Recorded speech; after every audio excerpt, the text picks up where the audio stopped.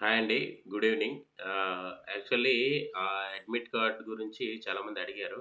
So, admit కార్డ్‌లో మీకు declaration అనేది ఒకటుంటది. సో, డిక్లరేషన్ ఫిల్ చేసుకోవాలి. ఏంటి అంటే మీ పేరు, మీరెక్కడి నుంచి ఇదవుతున్నారన్నది.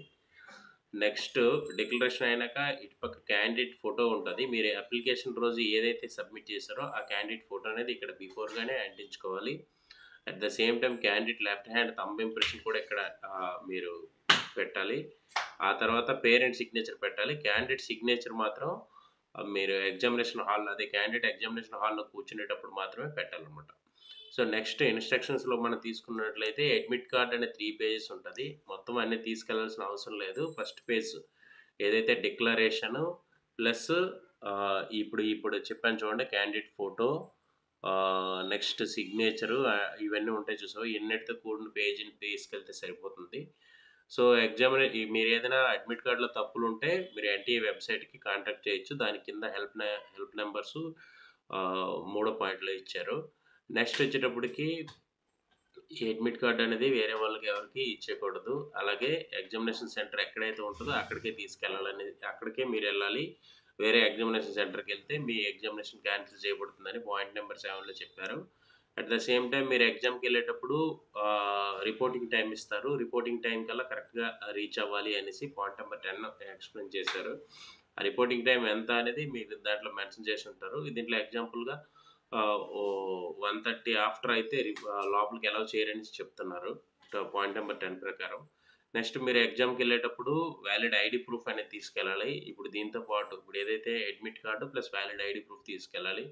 పర్సనల్ గ్యాడ్జెట్స్ ఏమి అలౌ చేయరు. మీకు అలౌ చేసే గ్యాడ్జెట్స్ ఏంటి అంటే ట్రాన్స్పరెంట్ వాటర్ బాటిల్ ఒకటి, next ball point pen, transparent ball point pen, next మీతో పాటు అడ్మిట్ కార్డు, ఇంకా ఒరిజినల్ ఐడీ ప్రూఫ్‌ని అలౌ చేస్తారు.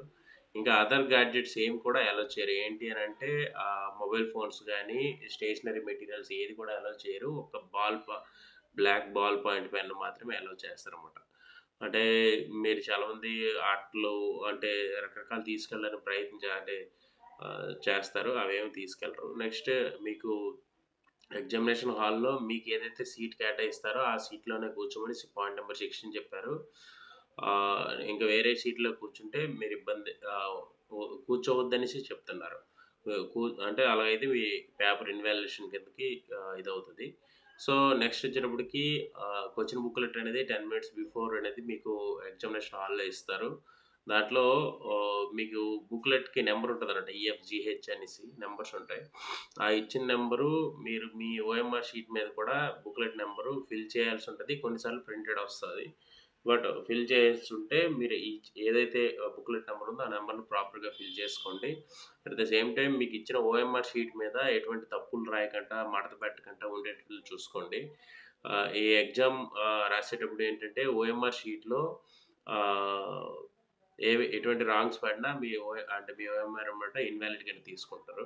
నెక్స్ట్ ఎటువంటి నెగెటివ్ మార్క్స్ లేవు కాబట్టి మీరు పాయింట్ నంబర్ 27 ప్రకారం ఎటువంటి నెగెటివ్ మార్క్స్ లేవు. సో, మీరు అన్ని క్వెషన్స్ కూడా ప్రాపర్‌గా ఆన్సర్ చేయొచ్చు. సో, ఏ క్వెషన్స్ కూడా విడిచిపెట్టడానికైతే లేదు. నెక్స్ట్ వచ్చేటప్పటికి పాయింట్ నంబర్ 26 ప్రకారం చూడండి ఇన్‌కరెక్ట్ ఆప్షను చూడండి మెథడ్స్ ఏ విధంగా ఫిల్ చేయాలి అనేది మీకు ఎక్స్‌ప్లెయిన్ చేసుంటారు. మీరు ఒకసారి వెరిఫై చేసుకోండి.